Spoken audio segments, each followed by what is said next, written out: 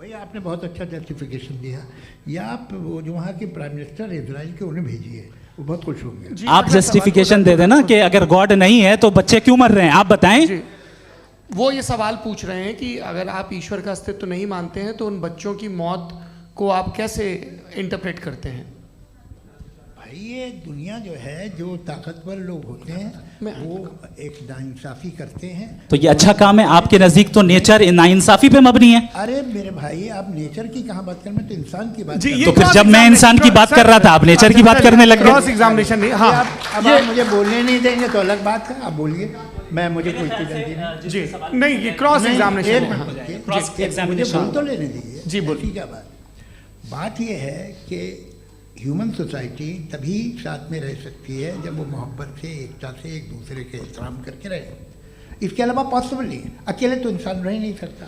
वहाँ पर कुछ लोग हैं जो फाउल करते हैं, वो फाउल हमेशा से तारीख में होता आया है।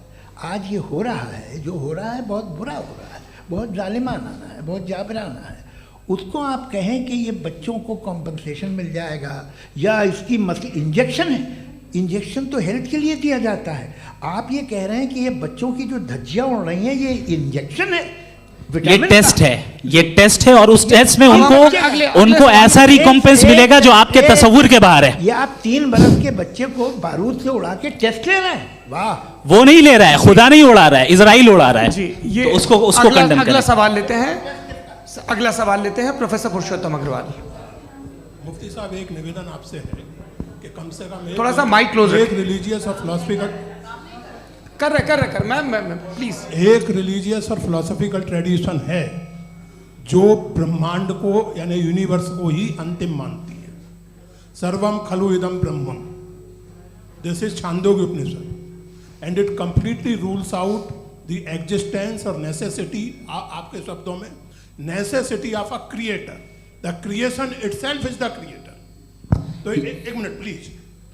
दूसरा जो सवाल आपने अभी, जो आप बार बार कह रहे हैं कि भगवान विद्वान भी है, वाइज, सब जानने वाला, तो अगर विजडम में दुनिया भर के पापों और अत्याचारों को बर्दाश्त करना शामिल है, तो फिर इसका मतलब ये हुआ कि अगर मैं फ्री विल से उसको अपोज करता हूं तो ईश्वर की विजडम और मेरी फ्री विल में कॉन्ट्राडिक्शन है।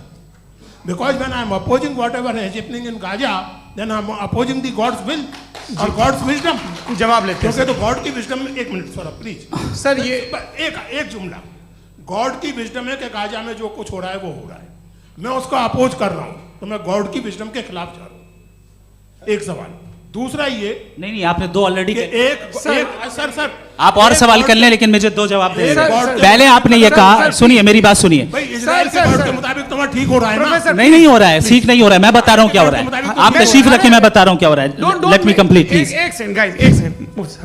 ये देखिए, ऐसा है कि ये सब बड़ा आपस में विचार विमर्श के बाद ये तय हुआ था कि कुछ नियम बना लिए जाएं ताकि एक टाइम बाउंड बातचीत चले।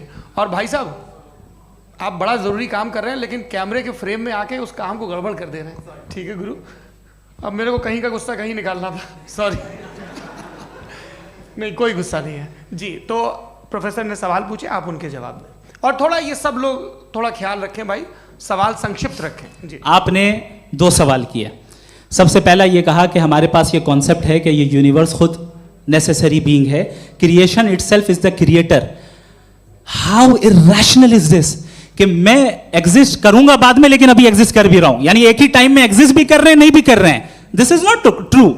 दूसरी चीज आपने कहा कि अगर इजराइल में, सॉरी माफ कीजिएगा, Israel doesn't exist, occupied Palestine में अगर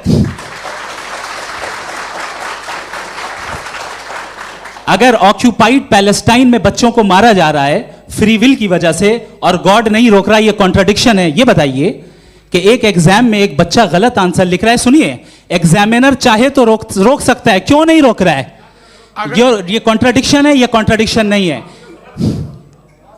माइक नहीं सर, ये आपस में जी, ये क्या आपका सवाल? माइक दीजिए। फ्री विल दिया गया है टेस्ट के लिए, अकाउंटेबिलिटी के लिए। अगर फ्री विल नहीं होता तो आप कहते हैं हमें रोबोट बना दिया गया। नॉट मिसरिप्रेजेंट माय पोजीशन, आपकी जो भी पोजीशन, मैं अपनी फ्री विल के नाते अपने ह्यूमन विजडम के नाते गाजा में हो रही अत्याचार का विरोध करता हूँ। बिल्कुल करना चाहिए। आपके हिसाब से मैं गॉड की विजडम का विरोध कर रहा हूँ? बिल्कुल नहीं, समाज हो रहा है गॉड की बिल्कुल भी नहीं, बिल्कुल भी नहीं। उसका वहां पर गाजा में कत्ल होना ये इंसानों के गलत इस्तेमाल का नतीजा है, फ्री विल के इस्तेमाल का नतीजा है। गॉड इसका हुक्म नहीं देता, उससे रोकता है। यही तो मसला है ना, आपके लिए कॉन्सेप्ट क्लियर नहीं नहीं भाई, आपने तो बताया था इंजेक्शन लगाने से बच्चे को तकलीफ होती है, ये इंजेक्शन लगा। सर आप ऐसे रेटोरिक स्टेटमेंट दें तब तो कोई मसला नहीं आपने समझते बोला कि रहेंगे। injection this is a rhetoric statement, this is not a logical argument sir. I am sorry, I am sorry. आखिरी 30 मिनट बड़े मुश्किल होने वाले हैं। जी मुफ्ती साहब आगे बैठे हैं, इनको माइक दीजिए।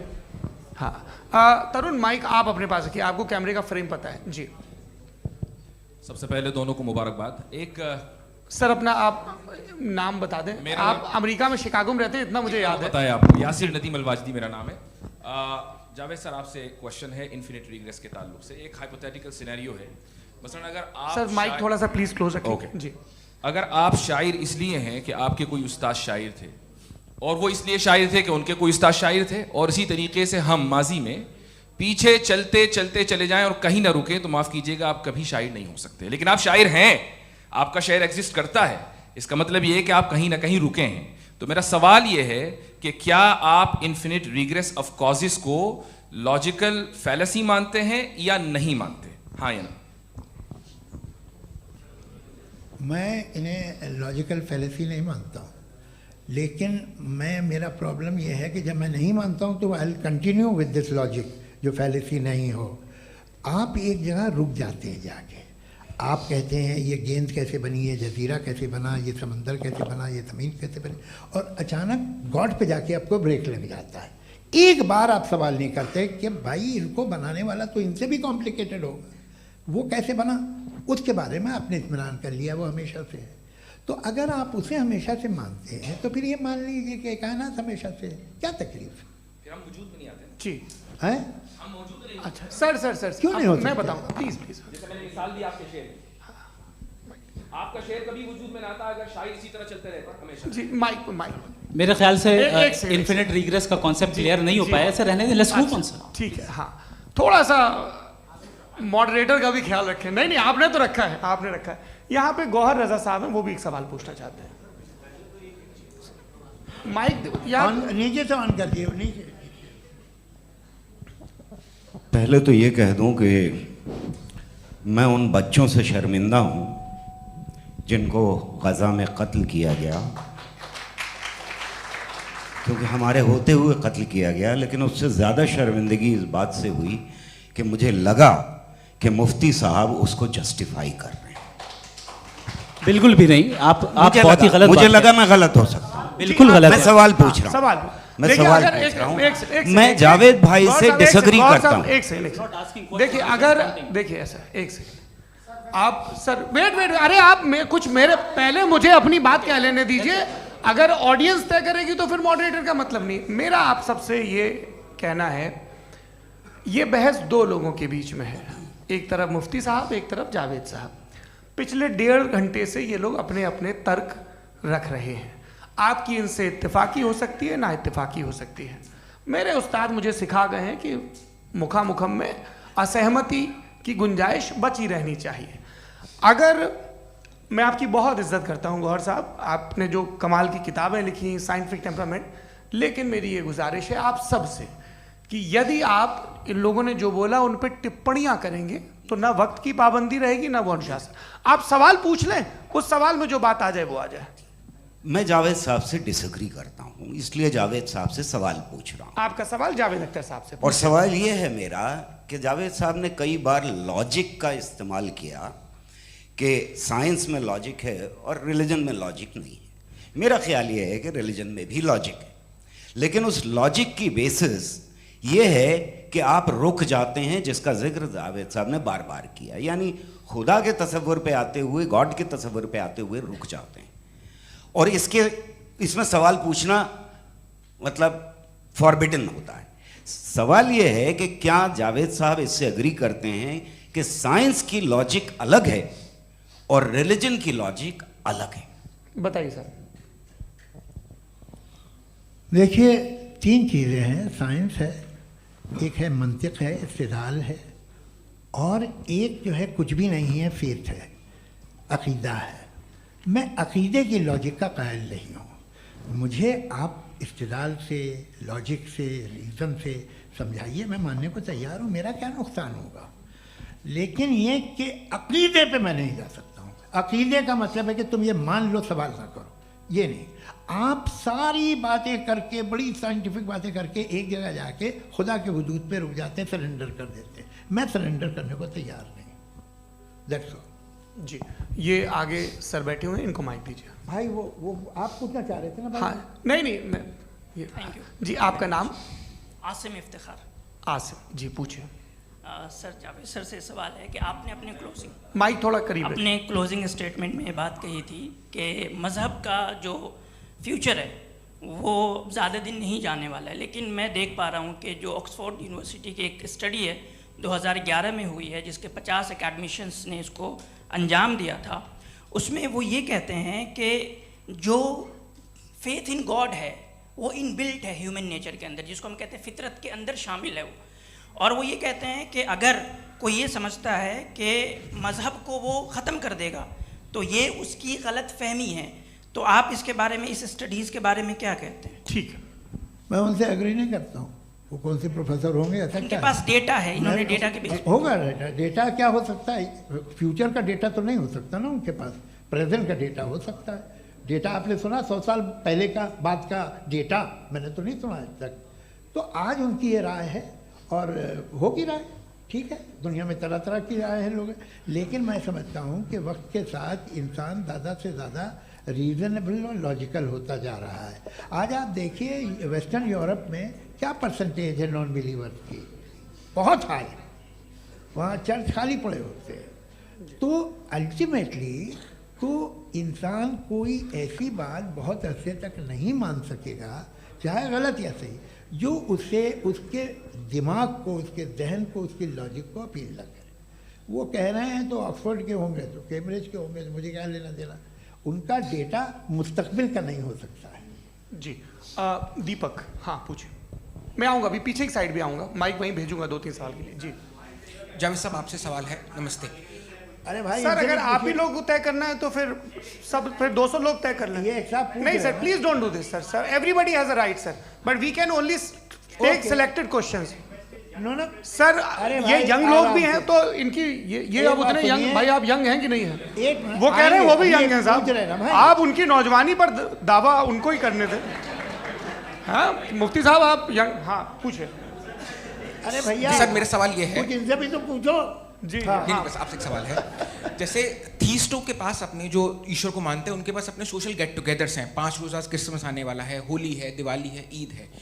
एथिस्ट क्या ऑफर कर रहे हैं? मतलब मैं इनकी दुकान से बोलूं, मैं आना चाहता हूं उस तरफ, पर मैं अट्रैक्ट नहीं हो पा रहा हूं। मैं सोशल गेट टुगेदर्स क्या है आपके पास? वो ये कह रहे हैं कि जो धार्मिक लोग हैं, अलग अलग धर्म के लोग, उनके उत्सव त्योहार, कॉन्ग्रेगेशन बहुत हैं। अब आपको मैं एक सुनाता हूँ, यहाँ हिस्टोरियन भी बैठे हैं। मृदुला जी, आप बताइएगा सही है क्या? ये एक कॉन्स्टेंटाइन, एक ग्रीक रोमन बादशाह था, जो क्रिश्चियनिटी आने के 400 साल बाद उसने डिसाइड किया कि मैं क्रिश्चियन हो जाऊंगा, मेरी पूरी स्टेट कैंसिल हो जाएगी। उस ज़माने में ऐसे ही होता था, राजा जो धर्म इख्तियार करता था वो जनता भी कर लेती थी।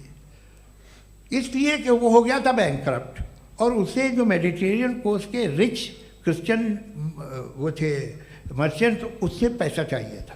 तो उसने कहा यार क्रिश्चियन हो जाओ। तो उसने अपने वजीर से कहा कि भाई ये हिस्ट्री है कि अब हम लोग क्रिश्चियन हो जाते हैं। पहले सर हो जाएंगे, कोई प्रॉब्लम नहीं है, लेकिन एक प्रॉब्लम ये है कि 17 दिसंबर से 25 दिसंबर तक जो पेगन फेस्टिवल होता, जो पेगन्स थे वो लोग, जो फेस्टिवल होता है वो बंद हो जाएगा, इसलिए कि हम क्रिश्चियन हो गए तो होगा नहीं। तो वो बच्चों को बहुत बुरा लगेगा, पब्लिक को बहुत इन्जॉय करते हैं, ख़ासतौर से 25 को मेन डे। उसने कहा हाँ ये तो सही कह रहे हो। ये जीसस क्राइस्ट की पैदाइश कब थी? पहले साहब वो अप्रैल में थी। नहीं, कट करो, वो 25 दिसंबर को है। यह हकीकत है जी। और 400 साल बाद क्रिश्चियनिटी के अप्रैल से दिसंबर ले आए, और इसलिए कि यहाँ पेगन फेस्टिवल होता था। अब मनाते हैं आप आराम से। ये जो सारे फेस्टिवल हैं ये रिलीजन से, हर एक को एक इंटरटेनमेंट डिपार्टमेंट चाहिए होता है अपनी कंपनी चलाने के लिए। तो ये रिलीजन ने, ये सेकुलर त्योहार थे जिन्हें रिलीजन्स ने ले लिया है। ये मौसम के थे, फसलों के थे, किसानों के थे, उसको आपने लेके रिलीजियस रंग दे दिया। ये कोई रिलीजन से थोड़ी आए आप। अच्छा हमें देखिए, हम तो मुल्द हैं, हम ईद मनाते हैं, हम दिवाली मनाते हैं, हम होली मनाते हैं, हम क्रिसमस मनाते हैं। बम्बई की फिल्म इंडस्ट्री की सबसे बड़ी होली हमारे घर में, सबसे बड़ी ईद हमारे घर में। वो हमारी सोशल वो है, हमारा हेरिटेज है। ऐसा थोड़ी है कि we will throw the baby along with the water. ये तो अच्छी चीज़ है, इन्हें रखो, जो बेकार है फेंक दो। जी हाँ। हेलो जी, मेरा सवाल नादवी जी से है। जैसा कि आपने बोला कि गॉड टाइम के भी परे हैं और गॉड इतनी कॉम्प्लेक्स चीज़ है कि उसे ह्यूमन माइंड समझ नहीं सकता, और गॉड ने अर्थ पे फ्री विल भी दे दी है, तो आप अपना वक्त ज़ाया क्यों कर रहे हैं गॉड के बारे में बात करके? अपन को तो बात करनी चाहिए कि सोसाइटी को बेहतर कैसे करें। जी, मैं गॉड वही बताता है सोसाइटी को कैसे बेहतर करे। अभी मैं आपका जवाब देता हूँ। आपने कहा कि टाइम पे वो एग्जिस्ट नहीं करता, सो मेरा सवाल ये है कि जैसा आपने बोला कि गॉड बहुत ही कॉम्प्लेक्स चीज़ है, मैंने कहा ही नहीं कि कॉम्प्लेक्स है, तो आपके अल्फाज हैं। कॉम्प्लेक्स का लफ्ज गॉड के लिए सुइटेबल नहीं है। क्यों? क्योंकि कॉम्प्लेक्स वो चीजें होती हैं जो ऑब्जेक्ट हो। God is not an object जिसको आप इंस्ट्रूमेंट के जरिए लेबोरेटरी में जाके टेस्ट करें, oh it's very complex. No, वो कोई कार का इंजन नहीं है। मेरा वो फिलोसॉफिकली नेसेसरी बीइंग ऐसी बीइंग है जो सिंपल बीइंग है। हाँ, आप उसको मुकम्मल तौर पे उसकी तमाम हिकमतों को जान ले और हर चीज को जान ले, ये पॉसिबल नहीं है, क्योंकि वो ऑल वाइज है, आप ऑल वाइज नहीं है, और वो खुदा है, वो आपको सारी चीजें बता दे, ये जरूरी नहीं। मेरा सवाल ये नहीं था, मेरा सवाल ये था कि जब गॉड इतना परे है इस दुनिया से कि उसने अर्थ पे फ्री विल भी दी है, हम सब ह्यूमंस की फ्री विल है, और जो सोसाइटी में हो रहा है वो अपन लोग डिसाइड करेंगे, तो अपन लोग डिसाइड नहीं करेंगे ना, अपन लोग डिसाइड नहीं करेंगे। गॉड जो है, गॉड ने वो उसकी जात, उसकी एग्जिस्टेंस टाइम एंड स्पेस से परे है, लेकिन वो हमारा टेस्ट ले रहा है और उसी गॉड ने हमें बताया कि तुम्हें क्या करना है क्या नहीं करना है, तो जाहिर है उस गॉड की बात सुनेंगे ना हम। जी, वो पीछे एक चश्मा लगाए जो मैम खड़ी हैं, उनको दीजिए। हाँ, आप जी जी बिल्कुल आएंगे। देखिए मैं कोशिश कर रहा हूँ सब तरफ जाने की। हाँ, उनको दीजिए माइक। जी, हेलो सर, मैं ओमनी प्रेजेंट नहीं हूँ, टाइम पाबंद हूँ, और जहाँ तक कोशिश कर सकता हूँ करूँगा। जी, अपना नाम बताइए। मेरा नाम उर्सुला है, मैं दिल्ली यूनिवर्सिटी की एक स्टूडेंट हूँ और मैं स्टूडेंट फेडरेशन ऑफ इंडिया से हूँ। मेरा सवाल मुफ्ती जी से है कि इस हॉल के इस कमरे में बैठ के हम लोग रेप की मोरालिटी के बारे में फिलोसफिकली बात तो कर सकते हैं, बट असलियत ये है कि रोज़मर्रा की ज़िंदगी में औरतें रेप के थ्रू गुजरती हैं, और हम लोग सिर्फ नंबर्स पे इस तरह नहीं देख सकते, क्योंकि कितनी औरतें हैं इन कंट्रीज़ में जहाँ पे आप बता रहे हैं कि केसेस कम हैं, जिनका एक्सेस है कि वो जाके केस फाइल कर सकें। कितनी औरतें हैं जो जिनको काम करने की आज़ादी है उन कंट्रीज़ में। यूरोप में ये आज़ादी आ गई, यूरोप में ये रूल्स आ गए, तो हम आज उसके बारे में बात कर पा रहे हैं। जी, जवाब। आपने ये कहा कि कमरे में बंद होकर हम लोग इस पर फिलोसफिकली बात कर सकते हैं, लेकिन हकीकत में क्या हो रहा है, वो ग्राउंड लेवल पे क्या हो रहा है, जो बहुत गलत हो रहा है, और वो सफ़र कर रही हैं। आई एग्री, बहुत गलत हो रहा है, और जो गलत हो रहा है उसको हमें रोकना है। और क्यों रोकना है, वो गलत क्यों है? हमारे पास इसका ऑब्जेक्टिव फाउंडेशन है, इनके पास उसका ऑब्जेक्टिव फाउंडेशन नहीं है। मैं ये कहना चाह रहा हूँ कि जहाँ पे भी जुल्म हो रहा है, जहाँ पे भी औरत पे जुल्म हो रहा है, या उसकी इज्जत लूटी जा रही है, या उसे तकलीफ पहुँचाई जा रही है, और सिर्फ औरत नहीं, किसी इंसान के ऊपर भी जुल्म हो रहा है, तो उसके खिलाफ खड़ा होना, ये मॉरलिटी हमारे पास गॉड के पास से आई है। वरना जावेद साहब तो कह रहे हैं कि जो है मेजॉरिटी डिसाइड करेगी, तो मेजॉरिटी तो कभी भी बदल सकती है। क्या आप हाँ। ये थोड़ी सी आपको गलतफहमी है। मैं अगर मेरे जुमले से ये मतलब निकला या मैंने कहा, तो ये जुमला मैं वापस लेता हूँ, ये मेरा मतलब ही नहीं था कि मेजॉरिटी डिसाइड करेंगे। मेजॉरिटी डिसाइड करे तो दुनिया में बड़ी, वैसे आपने कहा था ये जुमला। अच्छा, हो मैं मान रहा हूँ, बाद में रिकैप कर लेंगे। अरे एक सेकंड, मैं अपनी एक्सप्लेनेशन दे रहा हूँ। मुनासिब बात यह है कि हम सब के सब दिल में जानते हैं कि क्या अच्छा है क्या बुरा है, हमें पता है अच्छी तरह से। जो लोग बुरे काम करते हैं उन्हें भी मालूम अच्छा क्या है।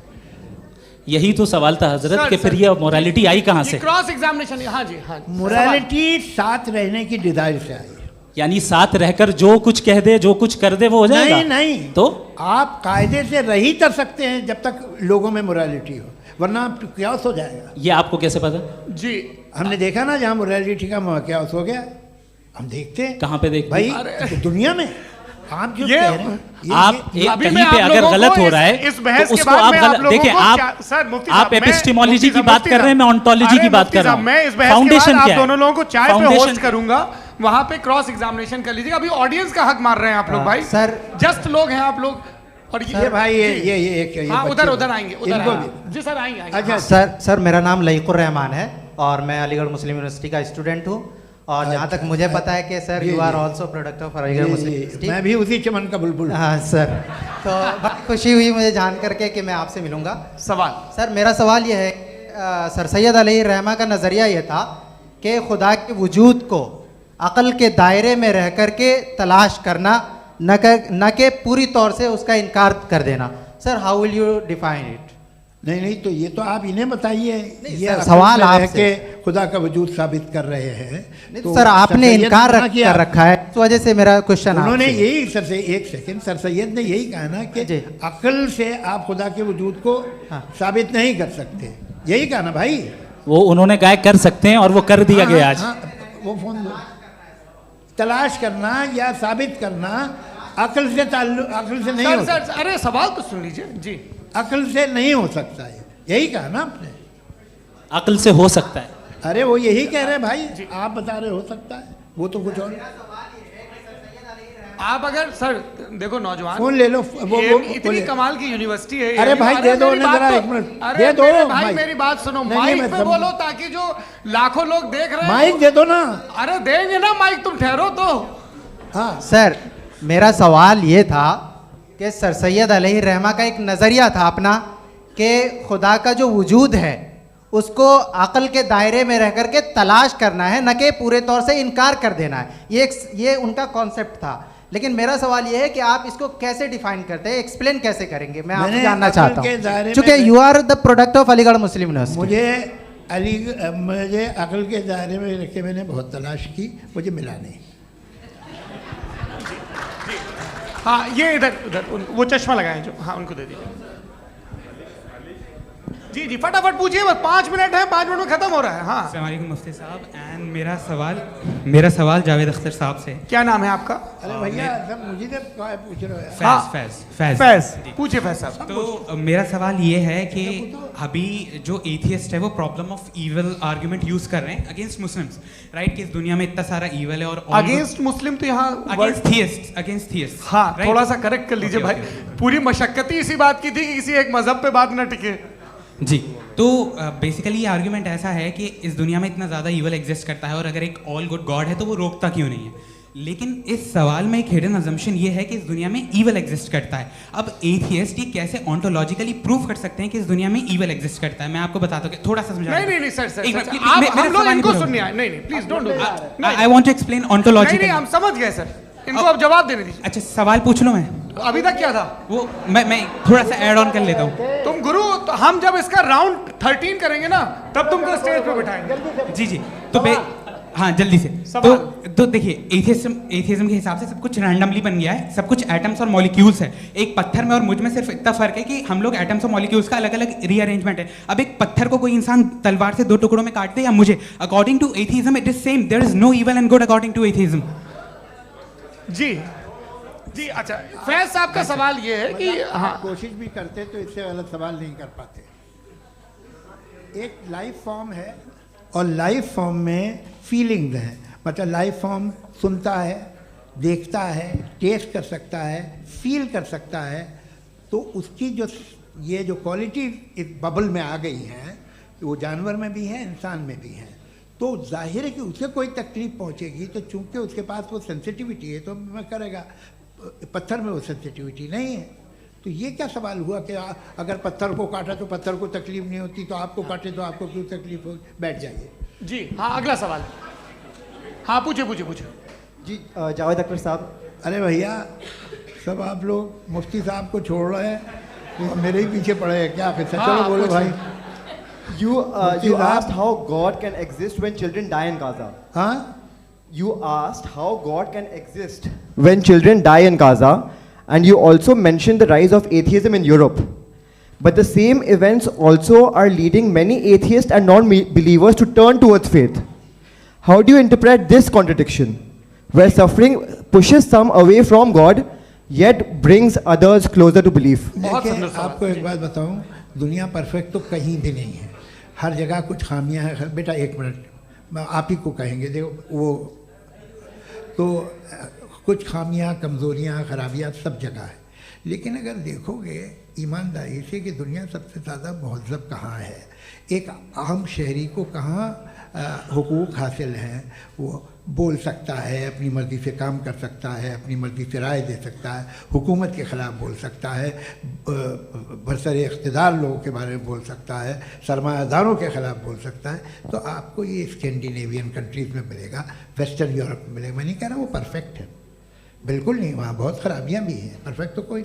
लेकिन जिन जिन मुल्कों में, लैटिन अमेरिका देखो, गल्फ़ देखो, वहाँ पर आपको ये ज़रूर है कि रेप नहीं होते होंगे।